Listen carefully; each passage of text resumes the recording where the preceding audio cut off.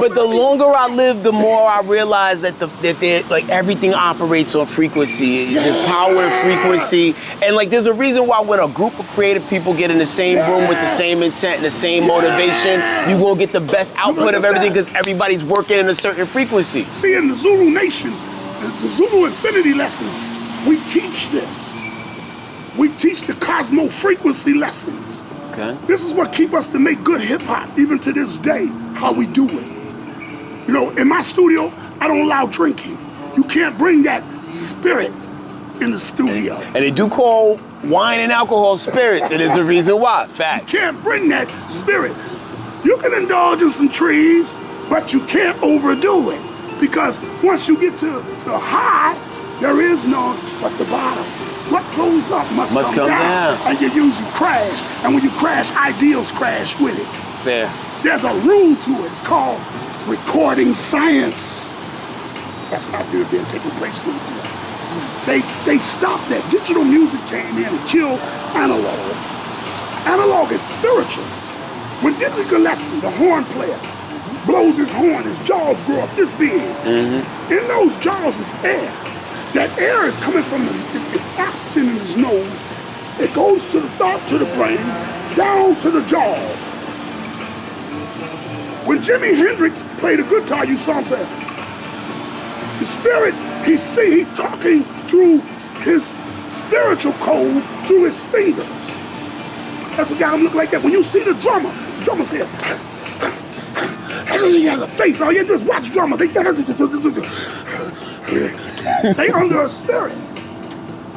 The keyboard player says, Stevie Wonder said, rhythm in the sky. Stevie said, you think it's because he's just blind? No, it's something on him. Yeah, he's in the spirit. The bass player said, do. You ever see his eyes? This is how all bass players look. From reggae to Bootsy Collins. When they digitized music, they took recording off the 1-inch or 2-inch tape to a digital format of numbers and sequence numbers. We said it evolutionized making records. No, it actually took something from hip hop. It took something from music, period. It took out the spirit of analyzation, the analog in it.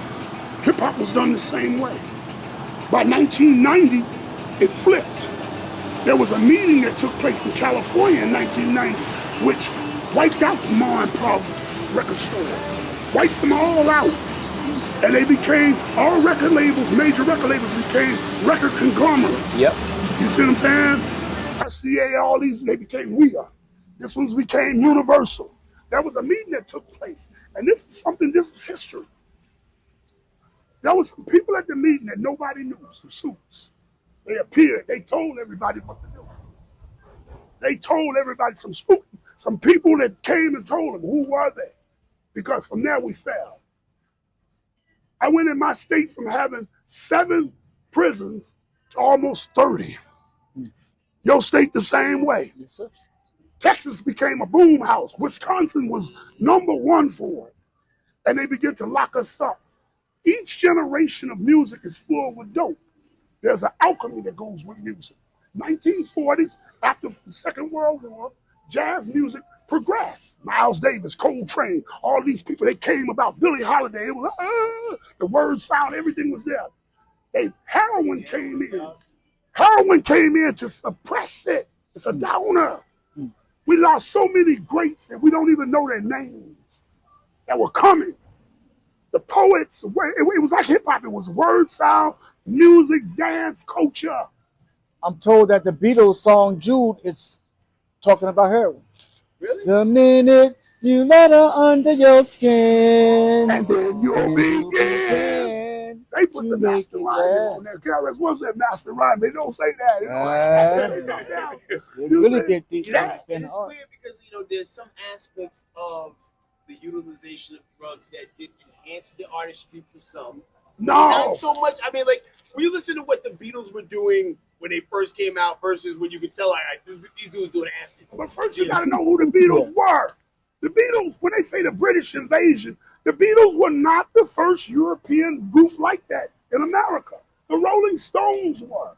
The Rolling Stones got their career from Howlin' Wolf and Muddy Waters at Stax Records in Chicago. Chess Records, actually, Little Chess. That's where the Rolling Stones started at, with Muddy Waters and Howlin' Wolf. The Beatles came, when they said the British invasion, they brought a science of music called music masking, where there were subliminal messages put under the music. Yeah. Just like in that same time period, you got what you call movie magic. The movie The Exorcist. It had 3,000 tenths of a second in your head. You don't even see it, but it say jump, holler, scream, throw up. And you did all of that. This is what they were talking about with music. Heroin was a suppressor. All the drugs that came were to kill the spirit. When the 1950s came along and rock and roll came along, rock and roll was born out of the church. Little Richard come from the church. James Brown come from the church. He was originally rock and roll before the Godfather of Funk. Chuck Berry and them were from the church. They had to fixate. Matter of fact, the church used to come to their shows and try to shut them down and call it secular music. During that time, the rise of the freedom movement came, not Black Power. Black Power came later. The freedom rising, that's the Dr. Kings and people like that who came. They had a music. During King's time, the older people sung, "We shall overcome." They sung it just like that. The younger people didn't sing that. They said, "I ain't gonna let nobody turn me around, turn me around, turn me around." They clap it up, and they would walk into them dogs and them water hoses. And man, listen, and it wasn't no turn around. And that was called nonviolence, direct confrontation. That's what it was called. They put drugs in it. But when they assassinated King, the Black Power movement was, yeah, God said, more power to the people, Panthers and all that. Music drove the Panthers. It was the word sound. When the Panthers time came on, Curtis Mayfield said, "If you had a choice of colors, which one would you choose, my brother?" You had to get on board the love train. You don't need no ticket to ride the OJs. All the music said Black Power. Say it loud. I'm black and I'm proud. We used to do this dance off of. I was a little boy with that. We used to do this dance off of, and everybody used to carry these little white radios, and they would have them on their shoulder like that before the big boom box. Yeah. And every time you hear "Say it loud," that was on the radio in rotation all day. Everybody would throw up the fist. They put heroin in the game again, this time from the French, the Corsican Mafia. They came in with a new type of black tar heroin. It was coming from two different places, from the Corsicans and from the Golden Triangle in China, coming through Vietnam. Was it a cheaper form? No, it was a stronger, different type of poppy seed. Okay. Poppy seeds are different. There are almost 10 to 12 different species ranges of poppy seeds that grow opioids. You see, they grow the compound opioid or opium.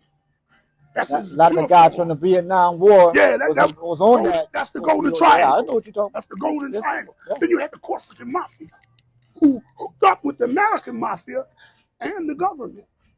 And we were flooded with dope. 1970s, we were flooded with dope.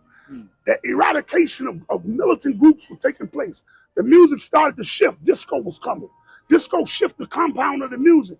All the groups were wiped out. All the gangs were locked up in prison or dead. All the Black Power things were neutralized. The music shifted.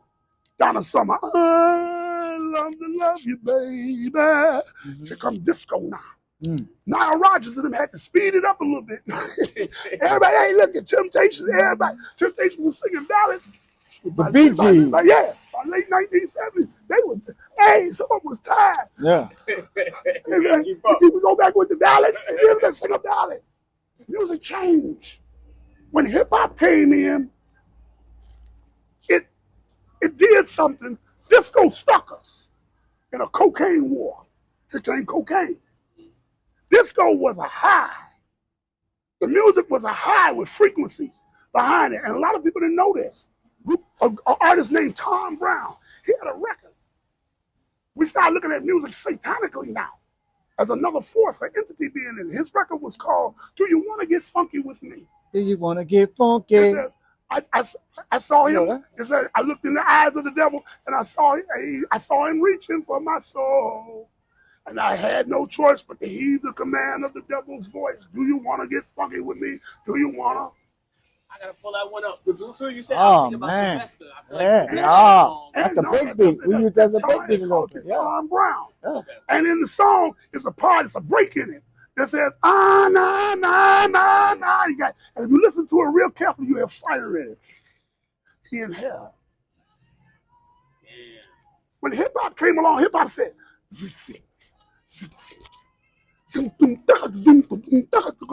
come on, y'all. Throw your hands in the air, call and response. When it said throw your hands in the air, everybody said, it said, say, oh yeah. Everybody said, oh yeah. Once you say that, you are locked into the spirit. Now the MC comes out and says, yes, yes, y'all. You don't stop until the break of dawn. You won't quit. You know what I'm saying? Everybody says, Yes, sir.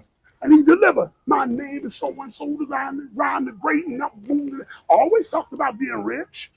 Always talking about getting mama and them a house. You see, I need me a color TV so I can see the Knicks play basketball. Come on now. Yes, sir. You see? So it was hip hop.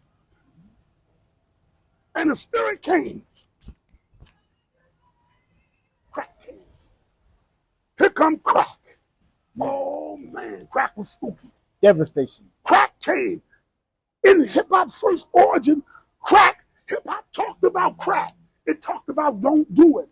Now the man said, white lines, vision, dreams of passion rolling through my mind. And all the while I think of you. He was talking about getting high. Don't do it. It's in the record. The more I see, the more I do. Yeah. Crack. If the music said don't do it, hip hop was anti-crack. Anti-crack. They were fighting it because they were building jails. They had a system going now. They were giving more time for rock cocaine than they were for powder cocaine. Yeah. Because they dumped that rock in our neighborhood. Yeah. They let that, the CIA and groups like that, they knew that was coming in our neighborhood. They let them bring that back from where it was coming from. They let that come. It came through Jamaica first, called Ready Rock. Wait, the origin of crack cocaine Come through Jamaica first. It's called Ready Rock. It hit your islands first, the poorest place on the planet. As a test market, or where? No, they were killing the political aspects of people. They weren't letting the people unite as a people. Remember, Jamaica went to the JMP wars and the other part. Marley and them, what was the name? Edward Seaga and what was the other guy named? Edward Seaga and Michael Manley. I gotta do the knowledge on that. There was a war that was going on politically. This was the coming of the IMF, the International Monetary Fund, and companies like Dole and many others that were going to rape the island for its fruit and different things of that nature and freeze the people out.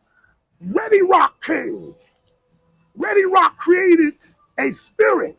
On that dope is a spirit. That spirit was a killing spirit. That spirit was a death. And you had the rise of the Jamaican posses and many others. And they infiltrated Florida, New York City, and those parts like that.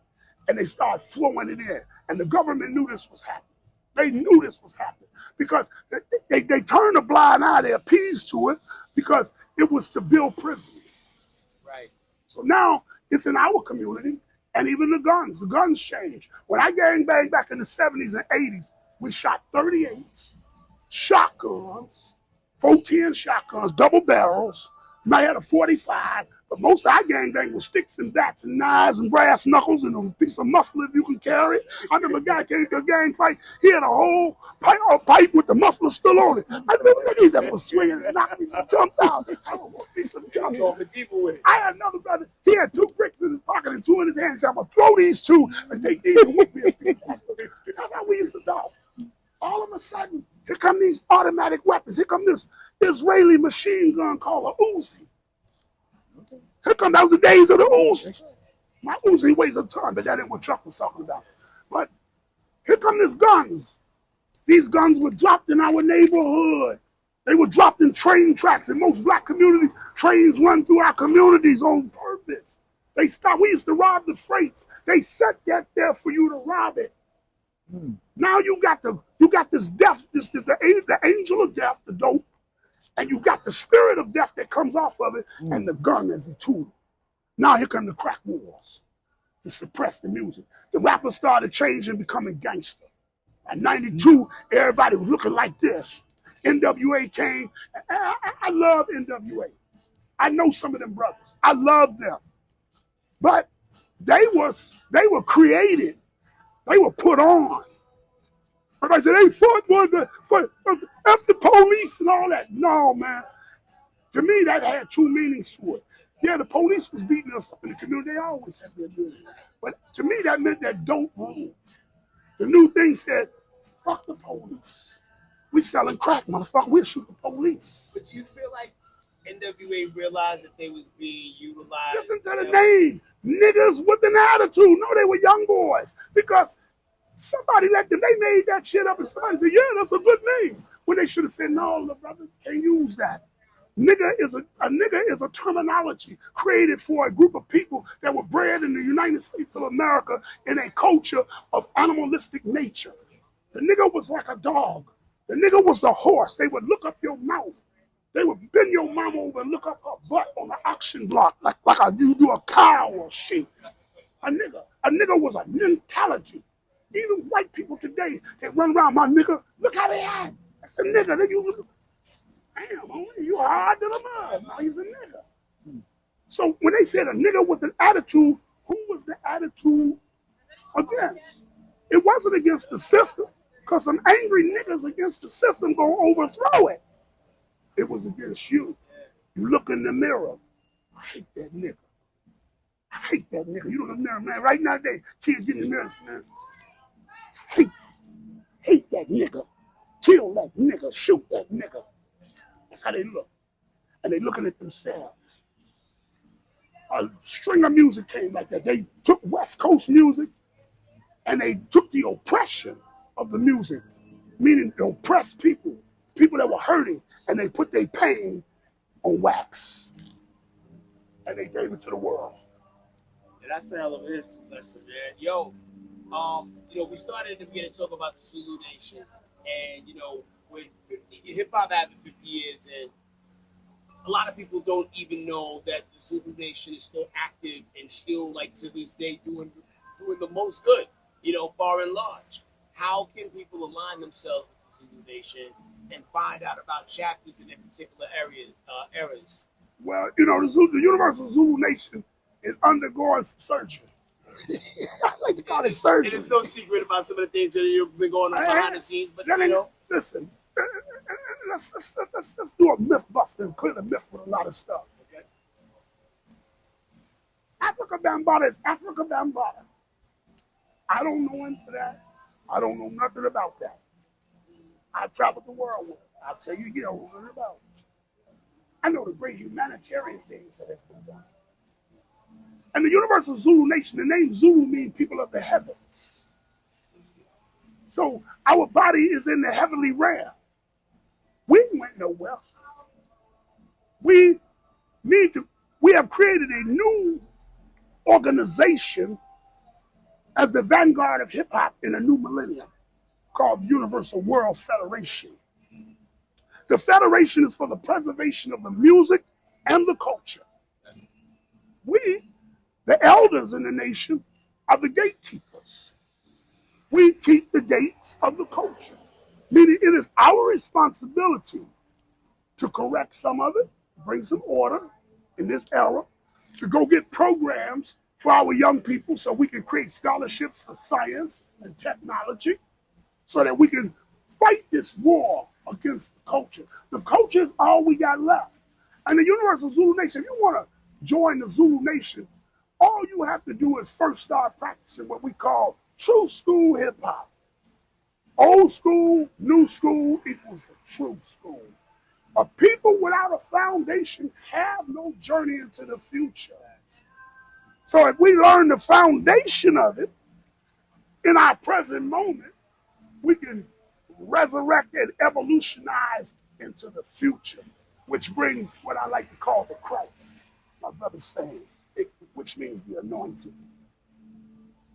See, Zulu Nation, our motto this day is peace, unity, and love, Operation Cool.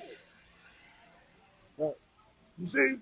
Peace, unity, and love was what was at the party. The party said peace, unity, and love, and having fun. Yeah. What room was there to say, pull your gun? Did you hear pull your gun? Nah, we ain't talking about no gun. Did you hear? We ain't want to fight nobody. We want to have some fun. Did you hear? We're going to sell some packs. Did you hear that? Nope. Now imagine when the gangster boy wandered in the party. He parked shotgun down the block in the bushes. He came in the party, did this. Some of them went home and didn't even go back and get the shotgun because it changed lives. So our job right now is to uphold the culture, evolutionize it, and change lives. If you want to join the Zulu Nation, you first join you. You first join your heart, your soul of hip hop. Then you find us, you can catch us on Not the rap, net. hip hop. Rap, not rap. Rap means recording artists pretending. I'm going to say this again for all y'all. This is my word, my acronym. Am I saying that right? I'm kind of country. No, you said we're in the country, right. and I'm really country. Rap, recording artists pretending. Hip hop. Hip, meaning right now. Hop, meaning the movement. You see what I'm saying? So, we want a world federation. World federation means we click into the world because all over the world hip hop is taking place, and it ain't all gangster.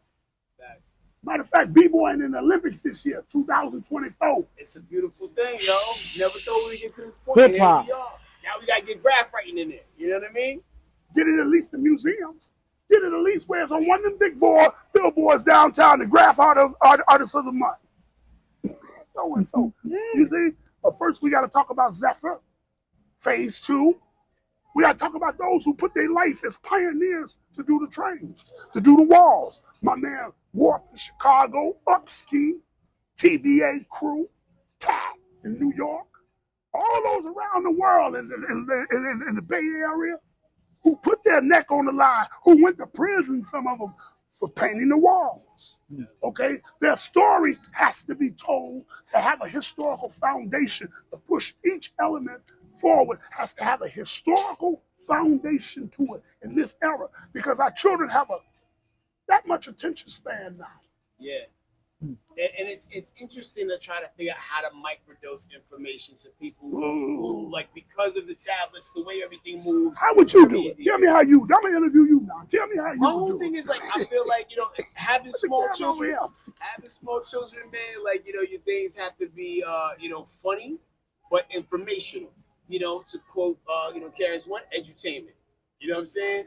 Say that to the camera one more time. Edutainment. I'm in the process of right now working on a children's show that is going to be the wokest children's show of all time, but it's all under the guise of edutainment. Wow. Because I want to help create a better generation than the people that I just left the job from. Because I used to work with some really shitty people, and I don't want the next generation to be around shitty people. Hold on, say that again. You used to work with who? Shitty people. Okay. And like, I want to help make better people so the future generations don't have to work with and for shitty people. Right. You know what I mean? So that's my contribution to the culture on top of the arts and just trying to just reach out to anybody who was there in the beginning that know what it was supposed to be about, who can still help us bring this thing forward, man. So that's why the name of the game. DJ Operation Finesse. Pool. That's why I thank you. You know what? I'm an old troublemaker. Right here. Blessed be his warriors, for they shall be victorious in battle. Facts. He running Operation Pool. He's slapping ropes out and snatching people by the waistline. Come on. Around the world. I'm coming. I'm coming. Around the world. Talk about it a little bit. Operation Pool. Peace, unity, and love. Hip hop, not rap. Yes, it's about shaking the Willie Lynch syndrome of separating the old and the young. We can't do that no more. And why they telling you not to listen to the elderly is because the elderly has been through the experiences and learned. And they don't want them to teach. They don't want the elderly to teach you, young man. Yeah. Do you realize, like I've been in media for like the last 20-something years, on the radio side of things. And there's been situations where pioneers have walked through our doors and it'd be like, yo, don't put them on the radio. Nobody knows who they are. Or nobody cares who they are. They're like, yo, that's why we need to put them on the radio. Exactly. Like, this shit. They don't want them to tell a story. The story gonna say something else. It's not gonna say, oh, Russell Simmons. It's not going to say Elroy Cohen. It's not going to say Jimmy Iovine. The story going to tell about Chuck Chillout. The story going to tell about Marley Marl. The story going to tell about DJ Flowers. It's going to tell about other people. It's going to talk about New Jersey, where Tretch and them come from. They're going to talk about the scene. They're going to bring some history. They're going to talk about the shootout in Rock Creek Park and this, that, and the other. They don't want you to know that, because to know that and know, straighten it out. Even Chicago, man, the gangs in Chicago with the drill music, they don't have a history. The BDs fight the GDs. They don't even know they were one thing.